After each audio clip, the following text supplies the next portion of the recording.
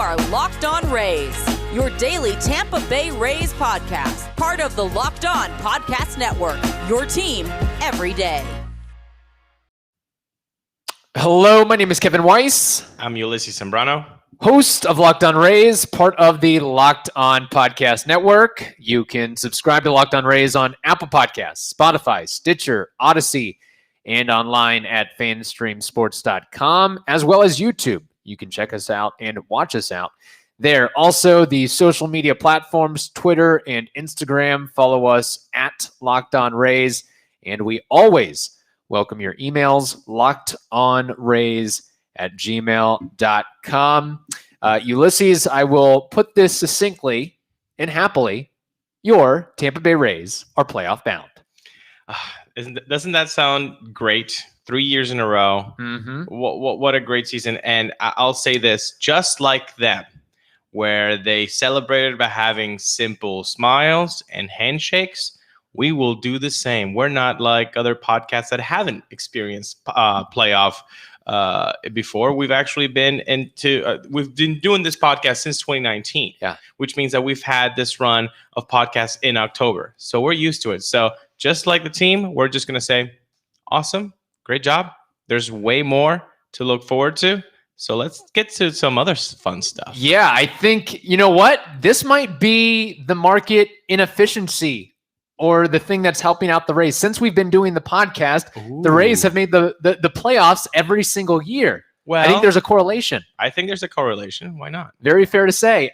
So yes, the Rays become the first American League team to clinch a postseason berth this season, something that I don't know many of us would have expected before the year would have began. And alas, we honestly peek behind the curtain, Ulises. I don't think we fully expected that the Rays would clinch a spot yesterday. A lot of factors, a lot of numbers, a lot of magic, this and that. And we're like, well, we'll go ahead. It's an off day on Thursday, no game on Thursday.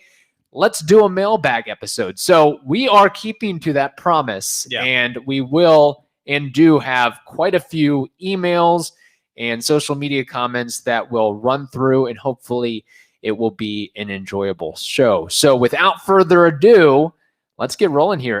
This first one from Steve Rains, he says, he gives us some praises, really enjoys the show, which is great. But he asked, my question that I'd love to hear you guys discuss on the podcast, what are the 3 keys to postseason success for the Rays? And which player or players do you see heating up in the postseason, i.e. Randy 2020 vibes? I don't see anybody going Randy 2020 vibes, but let's take the first one. The keys to success. Somebody has to step up in the bullpen and be, immaculate. Mm-hmm. And I'm looking at 2 guys. I'm looking at Pete Fairbanks and I'm looking at David Robertson. Those 2 guys have to be next level now. I mean, you have to be nails. And I don't believe that I've seen, or any Rays fan has ever seen, a month where Fairbanks is untouchable. That's not his MO. His MO is like what he did a couple days ago, or was it yesterday? I believe it was yesterday. 2 walks, then strikes out the side. Yeah. Not ideal in October. Gets the job done, but not ideal. So I need those 2 guys to step up. That would be a key. Second key, no month-long slumps from the whole lineup. Mm-hmm. Like in 2020. Again, like Steve says, if Randy doesn't go 2020 stupid numbers, then the team doesn't get to the World Series. The team doesn't get to the Game 6. So, you don't. It's better to have just more of a balanced lineup, and a belief that the Rays do. Those are my 2 keys.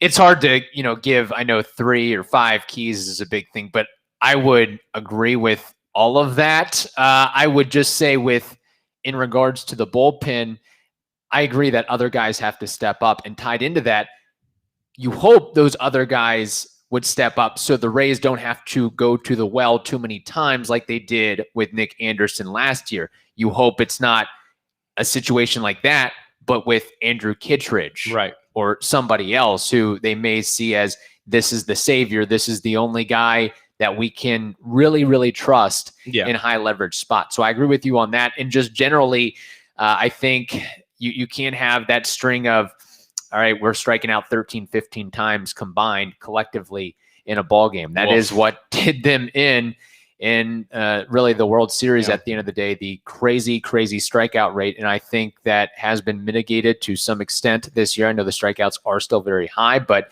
not quite to the level, or there's at least been some more production with those strikeouts. And, in the playoffs, sometimes you get a window. You get the other team makes an error. The other team makes a mistake. Being able to capitalize on that opportunity or set opportunities, I think, is very important as well. As far as a player, unless Babe Ruth or Barry Bonds or pick a player of that ilk is walking through that door for the Rays, I don't see I have one. Quite the level of Randy 2020, but sure, go ahead.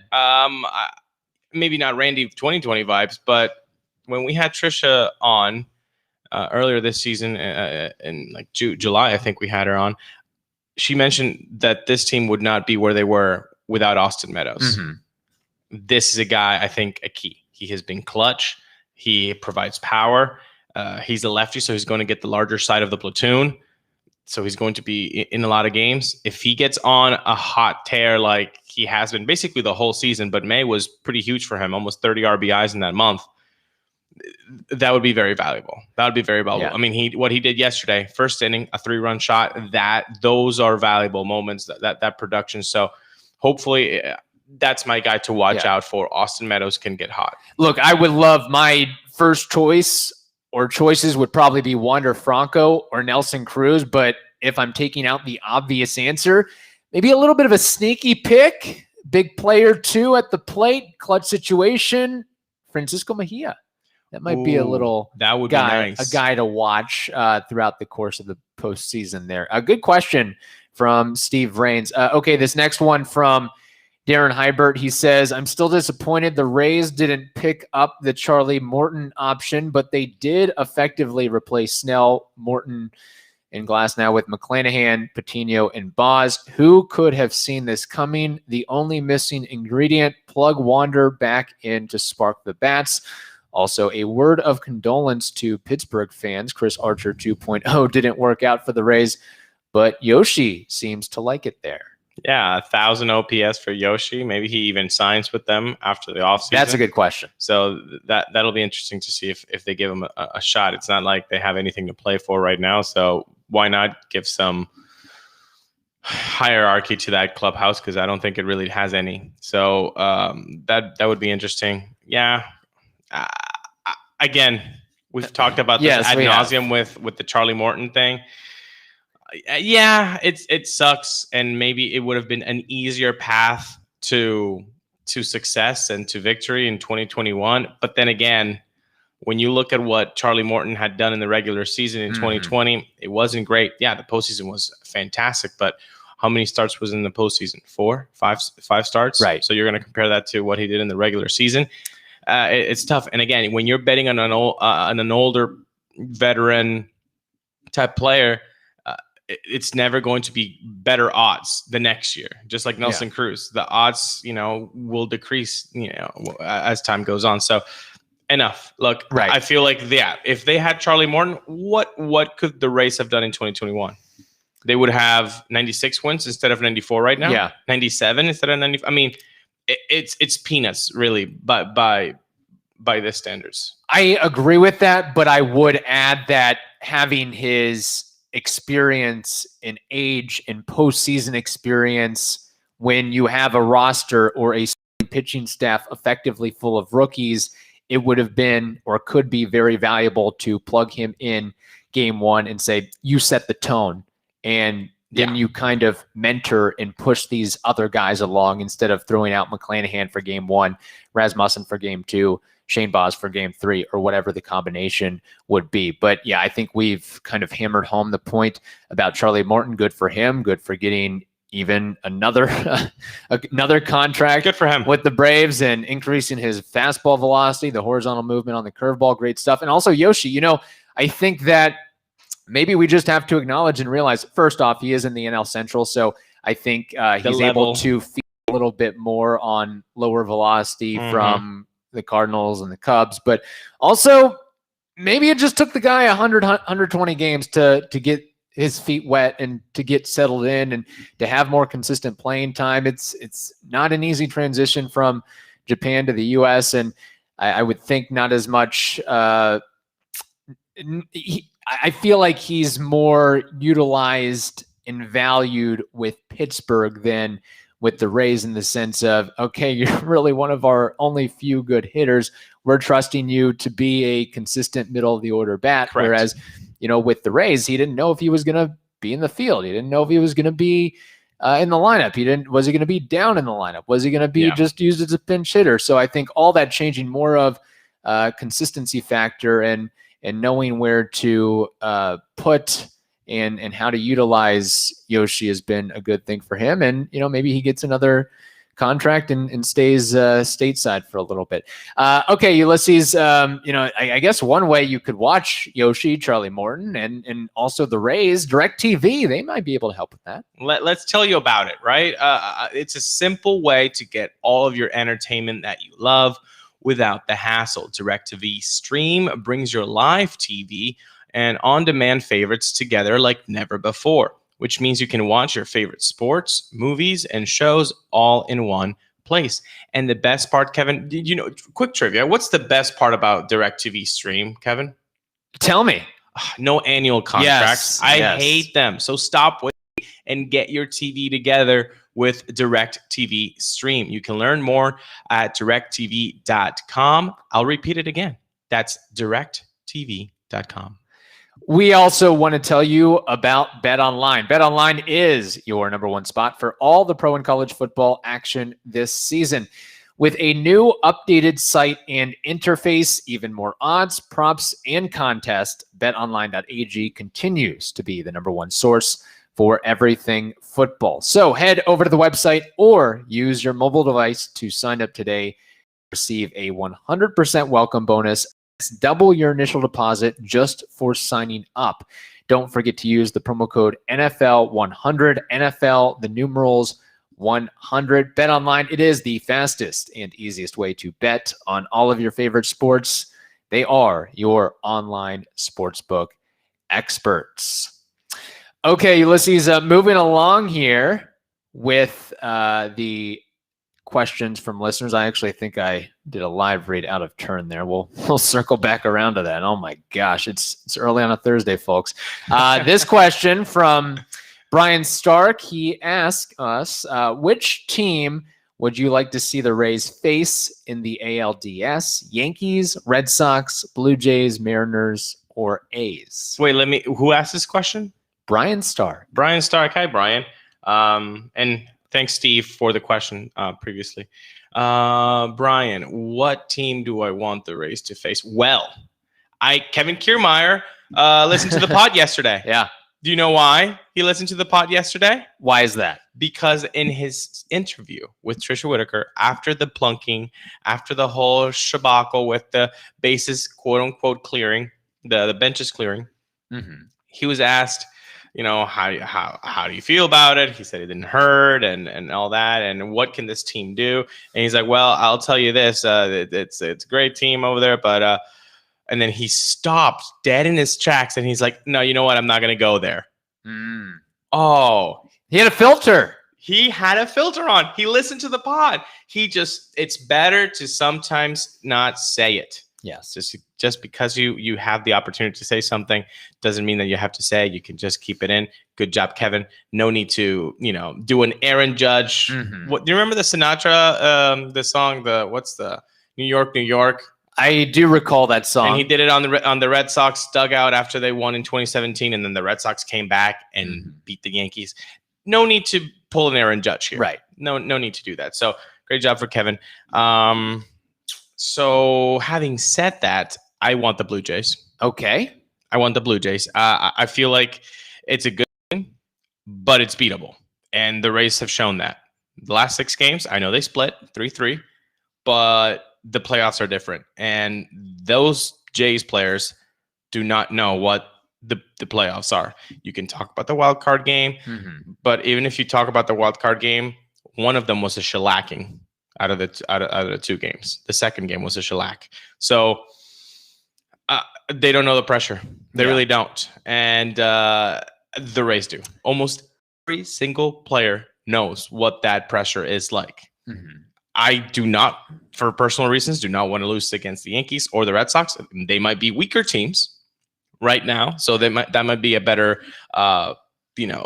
competition for the Rays. But I can't face myself dreading a loss against those 2 teams. So I'd like the Blue Jays instead. For the entertainment factor and the storylines and the heatedness, I also would want the Blue Jays, but just from a let's get the weakest opponent possible and let's mow through this thing, I've got to go with the Mariners. When you consider the lineup is the weakest of that bunch, you consider that there's been a lot of games where they've won by a little bit of luck or just they're not, I don't think they're as good as their record indicates. And really the last week, their bullpen has imploded in a lot of ways, blowing a couple games here and there. And they had a window and they weren't able to capitalize on that window. So that's who I would go with. And Ulises, you talked about the Blue Jays lacking postseason experience and not really understanding that. Look at the freaking Mariners. They haven't been in the playoffs for 19 years. And I don't think many players on that roster have experienced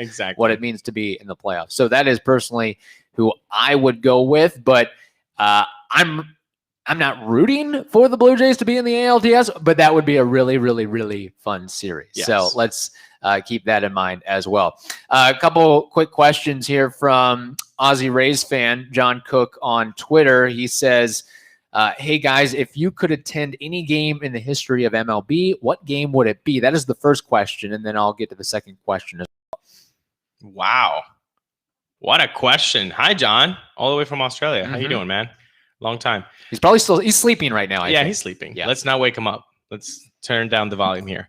John. Good night, John. Hi, John. This pod turned creepy really quickly. What game? Oh, so many, man. I mean, this is, you know what? One of them should be maybe Clemente's 3000th hit. Okay. That'd be pretty cool. Got any of the stars from Bob Gibson in 1968. That would have been really fun. The 1986 Game 6, Mets against the Red Sox, and Mookie. Was it Mookie? Mookie Wilson? Yes. Okay. The grounder to first, and then the botched play by Bill Buckner. The Buckner play. That would be fun. The 20 strikes by Kerry Wood. That would be pretty cool too. I mean, there any no-hitter by Randy Johnson.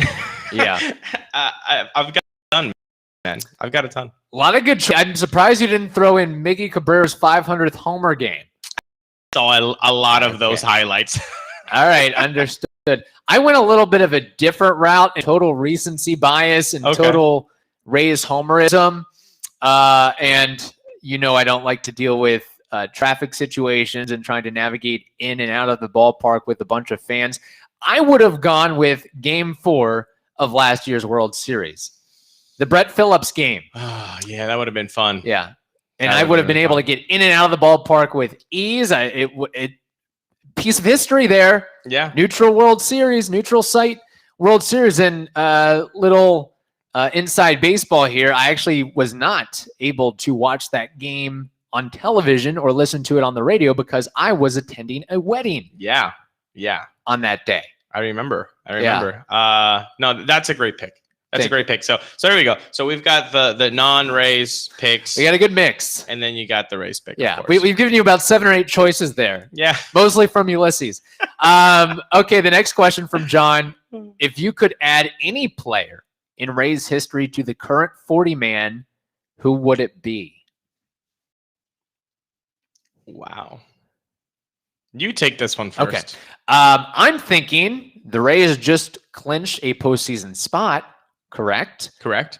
And I'm thinking you want to get some guys that can eat up some innings, that can pitch in the postseason, that can start a game for you, that have a lot of experience. So I came down to one of two guys, James Shields or David Price. Yeah, those two would be really, really clutch right now. If I have to go pitching, I'd go, of course, Alex Cobb. Okay. He's my boy. Yes. So I'd go Alex Cobb. Or, no. I'll go pitching, but a different thing. I would pick Mr. Fernando Rodney. I knew you were going there. I knew it. From 2012. I mean, I talked about Steve Rain's question in the first segment about what are the keys to postseason success. Having a guy like Fernando Rodney would make the postseason way easier. Like way easier. Yes. So I'd have to go with Fernando Rodney for sure. Fernando Rodney's best year. Oh, 100%. Yeah, of course. This is of course. Yes, very fair to say there. Okay, I'm sure what the Rays really need leading up into the playoffs is a good night's sleep. And they might be able to do that. Actually, I'm pretty positive they would be able to do that with Molecule Mattress. Molecule Mattress is the world's most perfect mattress. It's like any other mattress in a box. It's cool to the touch. It has 6 times the airflow of my old mattress. It has zone reflex layers that adjust to all sleep positions as well. That's a great thing. And it's also antimicrobial. Molecule Mattress is how athletes, I consider myself an athlete, or I should say elite athletes, how elite athletes like Rays play, for example, could and would get the best sleep ever. Sleep on your molecule mattress risk-free for 1 week. If you don't have your deepest, most restorative, you can return it. Visit onmolecule.com. That's onmolecule.com and save 20% with promo code LOCKEDON, LOCKEDON. Again, save 20% with promo code LOCKEDON at onmolecule.com. Well, if you know me, you know that I love to save time and money. Mm-hmm. And that's why Rock Auto is the place to go to. Why choose to spend 30, 50, or even 100% more for the same parts from a chain store or a car dealership? Rock Auto is a family business serving do-it-yourselfers for over 20 years. Their prices are reliably low for every customer, and they have everything you could ever need: brake parts, tail lamps, motor oil, and even new carpet. Go explore their easy-to-use website today to find the solution to your auto part needs. Go to rockauto.com right now and see all the parts available for your car or truck. Write "Locked On" in their "How Did You Hear About Us" box so they know that Kevin and I sent you. Amazing selection, reliably low prices, all the parts your car will ever need. rockauto.com. Ulises, we answered a question from a listener from Australia. We now have a question from a listener in Germany, believe it or not. I think that's a first, right, for us? We're so international, Kevin. I love it. I love that this pod is just across the globe. It's very, very cool. And I mean that sincerely. That's really awesome. Yeah, we need to rack up where we've gotten questions and inquiries from listeners from outside the U.S. and outside of Florida, perhaps. I know we have Joshua Garner in Spain. Yeah. So Australia, Germany, Spain. I want to say there's the been UK, of course. Yes, the UK, of course. Have we got to get some Japan action here? Well, maybe if we get Yoshi Satsuko back, then we can really leverage that market there. We'll find out at some point. But in Brazil, we've got some Brazil. That's right. Yeah. See, we're losing. And that might have to be a trivia question. Where have we gotten listenership from? How many different countries there? Anyway, this question, I guess it's anonymous, but the email name is Sunny Berlin. So I'm guessing that Berlin, Germany is sunny right now. But the question is from this listener: I personally find the whole sabermetrics to be a great addition to baseball evaluation and fandom. I also understand why stats such as batting average no longer carry the same weight. On the other hand, I've been hearing for a while now, including on your podcast quite often, that RBIs aren't considered to be a great stat anymore. You guys even touched on that in this past episode. Why is that? Can somebody break this down for me? Thanks again for the great content and raise up. Well, thank you for the question and / comment from Berlin. That's really cool. It's because it's dependent on somebody else. Right. So that's why the RBIs are not getting as much love as they used to. It's, a guy that's, that has traffic on the bases in front of him is usually going to lead to success more in that category than others. But it doesn't necessarily mean that is, that was of his own doing. If he gets a hit with somebody that got on base, great, he gets an RBI. But if he still gets a hit and nobody got on base in front of him, then he doesn't get anything. So it's kind of like wins a little bit with starting pitchers. Jacob deGrom and Felix Hernandez in his heyday, they would be pitching miraculously ball games of 7 innings, 8 innings of 1 run allowed. But their own team doesn't score, so they lose. Yeah. So they lose 1-0, and so you could look at the end of their year, and it's like, oh, they won 8 and lost 12, and they get a Cy Young. It's because you got to look at the whole picture. So I think that's why RBIs are no longer kind of considered a good barometer. Yeah, and there's also very well put with that, and sabermetricians also have the idea or belief that there's not really a clutch gene, or that certain hitters have a propensity to, this guy knows how to drive in runs. I think look, I'm not saying that RBI is the best stat ever to use. I'm not even saying it's a great stat, but I don't think it should totally equivocally be ignored, because I look at a guy like Austin Meadows. We mentioned him early in the show and what he's been able to do with 100+ runs driven in. And I look at, if you break down the situations with runners on base and how he does with runners in scoring position or runner on second and third, he does capitalize on those moments. He shows, okay, and we talked about this earlier this week, you need a sacrifice fly. You need a ball to the warning track to drive the runner in from third. He has shown the ability to do that. You need a ball put in play on the right side of the field with a runner on third and less than 2 outs. He's shown an ability to do that. Just putting the ball in play at times, he's shown an ability to do that. So he, maybe more so than, say, Mike Zunino was at the plate. Right. Can Mike Zunino put one out, or is he going to swing and miss? Yeah, and again, I'll always say this. I feel like the end of the spectrum, basically every subject is wrong. If you're like here, you're wrong, and if you're on the other end of the spectrum, you're probably wrong. Look at the whole picture. Yeah, RBIs, batting average, all traditional stats. That shouldn't be the only thing that you're looking at. But also, the only thing you should be looking at as sabermetrics and new age analytics should not be the only thing that you're looking at. Why not look at both? Why can't they complement each other and you get a better picture of who that player is? I'm all for that. I'm all for combining them and getting a better picture rather than just picking one and completely obliterating one side of the of knowledge. Yeah, and what a lot of people will cite here is Mike Trout.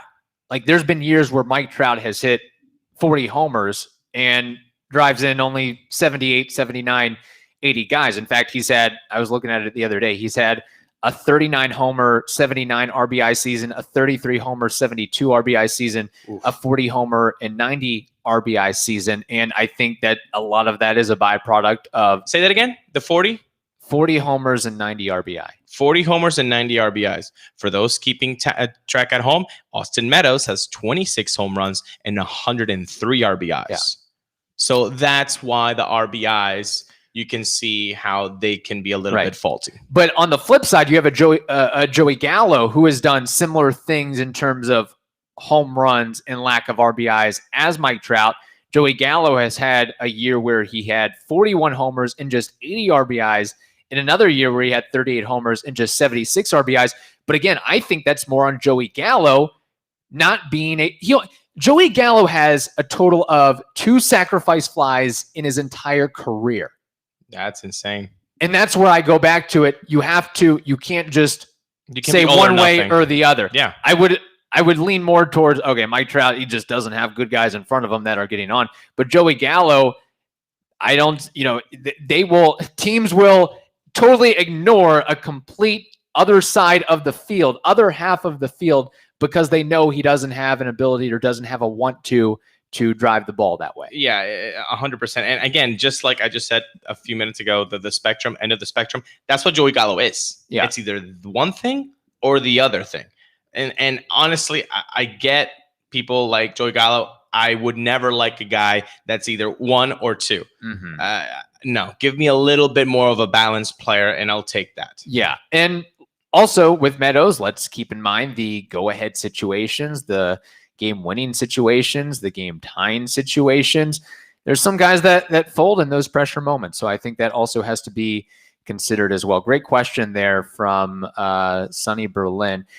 This question here from John Valerio, he says, maybe an offseason question, but if the MLB and MLBPA make a salary floor of $100 million, what do you think the Rays do with their money? Extensions, free agent signings, etc. Oh, that's a good one. Yeah. I personally, I would love it if the Rays would use that for extensions. Yeah. Right now, there are 10 teams or 11 teams, 10 or 11 teams that are 11 that are under $100 million. So this would affect a lot of teams, almost a third, or more than a third, rather. So I would love to see a salary floor. I would love to see a salary floor, but I would also see a salary cap too. Yeah, I think you need to introduce both of those things to hamper a little bit of the spending on the upper echelon of teams. Extensions, give me the Wander extension. Give me. I mean, this kid's special. I mean, so special. So that's what I would throw money at this kid. I would throw money at this kid. He's young. He got hurt with this hamstring and is going to come back from it, like Longo did in 2010. For those youngins listening, Longo used to do that in 2010 with the division on the line. He went to Kansas City and got it done. So I'll go with extensions. Yeah, I agree. And I think, maybe last I checked, I could be wrong on this, but the Rays payroll this season was around $71 million, give or take. So that's a lot of money that you would have to spend to get up to that threshold. And I think that extensions and maybe being creative with front loading some of those contracts of if there's some sort of crazy penalty with not getting to that mark, then maybe they do that. Also, I could see them taking more, not Chris Archer specifically, but taking on more of those 1-year deals, prove it deals, get right deals like a Marcus Semien, like a Corey Kluber, they probably would have in this case kept Charlie Morton. Whereas I don't see them going out and given 6, 7, 8-year deals. I don't see them throwing that around in free agency, but I think a lot of maybe more opportunity for prove-it deals in addition to extensions with their young prospects and players. I feel like, not only the extensions for the young guys that they want, like Wander, but or a Shane Baz, for example. I mean, my goodness, how do you not want to sign him up? I know, okay, arbitration, they're going to be cheap for the next 3 years, but they'll be cheaper than like the Brandon Loud deal once they hit arbitration. So those two guys, and I will say this, just like the Rays in 2019, they always give guys a platform and then they can go ahead and get their money. But I'm not talking stupid money. I'm talking Travis d'Arnaud money. Right. 2 years, $16 million. That if the $100 million salary floor is a thing, the Rays get Travis d'Arnaud. And in 2020, don't you dare tell me that wouldn't have made a big impact on the team if Travis d'Arnaud is the starting catcher in 2020. Also, is there any way that there is a salary floor in the next CBA? No. I don't see it happening either. No, not at all. Not at all. Yeah. I know I've said this a few times, but I'm whatever. We are expecting way too much from the CBA. We're expecting way too much from the CBA. Two things will happen at most. People are, and they're going to fight about it. And maybe even the season's going to be late because of it. But it's not going to be earth-shattering. It's going to be a couple of things, and then we'll move on. That's it. Yeah. Probably the biggest change will be like, oh, okay, charter flights will now have Stella Artois on it. instead of Heineken. Yeah. Yes, exactly. Yeah. I feel like it's more smaller details than big overarching things. Of course, the universal DH and so forth, but the game is not getting totally fixed or overhauled, I wouldn't think, with this forthcoming CBA. In fact, I've heard rumblings and rumors that they might just push it back a year if possible, but we'll wait and see on that. Okay, final comment here. I do want to read this email, more of a comment than a question per se, but do want to shout him out. Floyd Hannaford, he says, recently I started listening to your podcast and the conversation concerning the drive folks complain about to get to the game. We see about 25 games a year as season ticket holders. We live in Grant, Florida. That's a 3-hour drive one way to the Trop. That's right, 3 hours one way. We are Rays fans. We typically catch all the early afternoon games and been to maybe 5 of the 7 p.m. games. We don't get it when folks complain about the drive. We possibly have the best team in baseball. Time will tell. We love the Trop. It's 73 degrees in the middle of the afternoon in Florida, and it never rains. It's spotlessly clean. Yes, the concessions are pricey, but they are in every park in MLB. Our parking is only $7.50 for Lot 3, our favorite lot. Love your podcast and actually agree with you on most things, like $10 games would be great. I'm calling Floyd. Is this Matt Silverman? Yeah. Is this Brian Auld? Is this Stu Sternberg himself under an alias? Thank you, Floyd. That's awesome that you agree and that you listen. It's okay also to disagree with us. So thank you so much for your email, and I hope that you keep listening to us. I'm looking at it right now on Google Maps. He's not kidding. It's literally 2 hours and 57 minutes. That's like with no traffic. Well, I guess with sort of rush hour here, but no, it's all blue right now. It's that's insane. So Floyd, awesome. It's by Melbourne. It's by Cocoa Beach. I didn't even know that. Wow. Yeah. That's again, this stadium talk has been forever. So I'm not gonna finish on stadium talk, but that's awesome. That you listen to us, that you go to so many games, that you support the best team in the American League. We do too. I don't really have a lot to say about that. No, just a great comment, and maybe it just opens the eyes of folks who are like, well, it's a 40-50 minute drive. Floyd is driving 3 hours one way. One way. Yes. So I mean, does he get to drive back, or does he like stay over? Something tells me he has a Tesla or something. Just sitting back and relaxing, nice. And doesn't even have to focus whatsoever. Cool. Yeah. But no, very good point, and nice to hear from Floyd there. Wasn't it the Wilbur family? They're up in the Melbourne area as well. I think so, yeah. How about that? And then on Green Room the other day, we were talking to somebody that's up in Northwest Florida. Yeah, Sam Watson. That's right. He lives in Northwest Florida. Covering the state. And the games are blacked out there, by the way, which is a travesty. Which is a travesty, yeah. No, but this is awesome. We're reaching all of Florida, all of the globe. This is very cool. Thank you all for listening. Thank you all for sending your questions and comments. We love to get them. Mm-hmm. So remember, you can always DM us right there on the bottom. That's my Twitter handle, and that's Kevin's Twitter handle over there. I almost got it. There you go. Below, it's the podcast at Locked On Rays on Twitter and on Instagram. You guys can reach us at any time. And of course, write us an email, lockedonrays@gmail.com. We do get to them. Sometimes it takes a week or 2 weeks, but we do get to them. And always, if you want to definitely be on the podcast, you can always do a voice memo. So that'll be fun. I know Braden Wilbur, he might be on the show in the off season, so that'll be fun. Yeah. We might try to get some more listeners in the off season as well on the pod. I'm also going to remember Floyd's comment about $7.50 for Lot 3. Ooh. That might be a winner right there. I'm trying to let me see if I can put my. Oh no, there we go. I got it. There you go. And then can't go over to Ulises. No, there we go. Right there. There we go. Close enough. Oh okay. my gosh. All right, we're going long here. Hope you guys enjoyed. Again, reach out to us anytime. We love the mailbag episodes, and don't be shy with questions.